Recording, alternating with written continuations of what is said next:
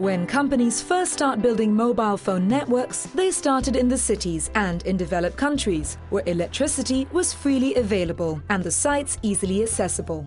However, as the networks expanded beyond the cities and also into developing countries, telecom companies were faced with new hurdles. Often, the base stations were beyond the reach of national power grids, locations were geographically challenging, and as a result, costs were significantly higher.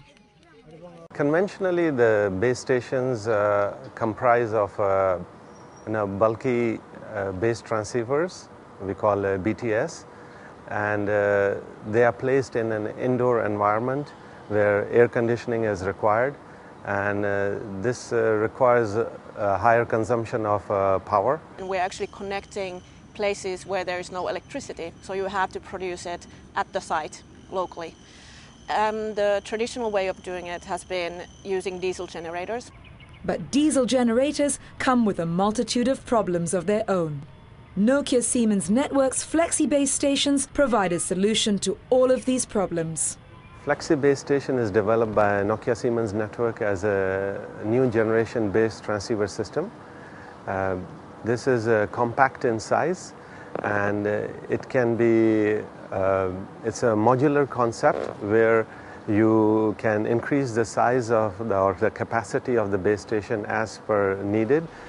Apart from the compact size and the ease at which the stations can be transported and set up, the advanced smart sites could be designed to be completely autonomous, able to generate their own energy and practically maintain themselves. The type of renewable energy that is used is always depending on the site itself. A good example is our sites in India, where we use a hybrid of solar and wind because of the monsoon season. Shelters which were common in conventional sites have been eliminated, and with them the need for air conditioning, reducing power consumption.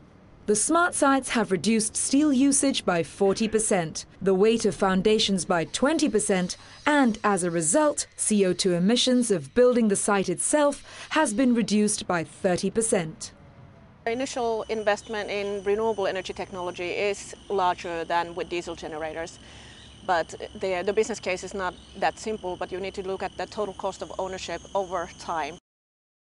Once a solution was found for the base station, the next challenge was the structure that carries the antenna, the tower, which is the heart of every base station, both in terms of cost as well as function.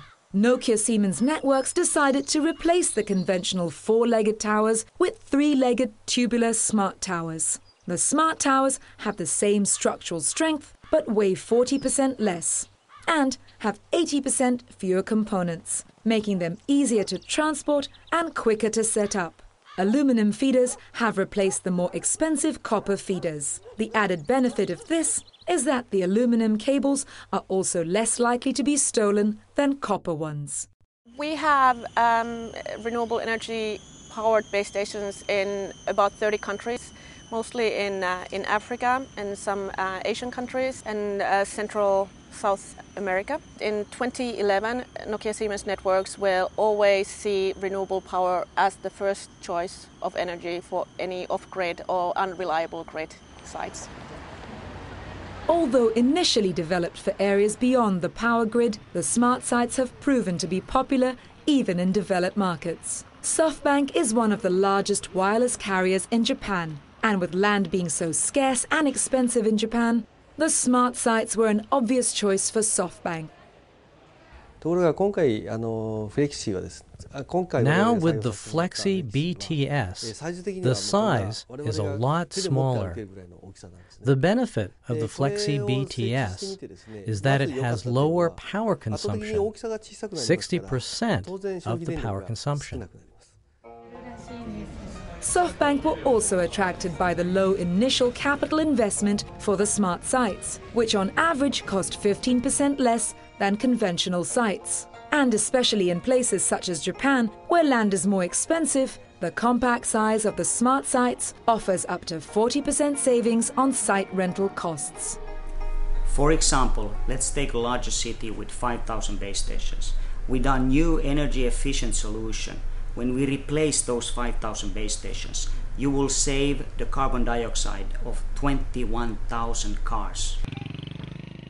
In some countries, power companies are already buying any excess electricity from users who can generate them. So if you have a solar panel and you produce excess energy in the summer, you can sell it back to the power company. These autonomous smart sites in all areas of the world might one day follow the same principle, ensuring digital communication, lowering energy consumption, and at the same time, making a profit.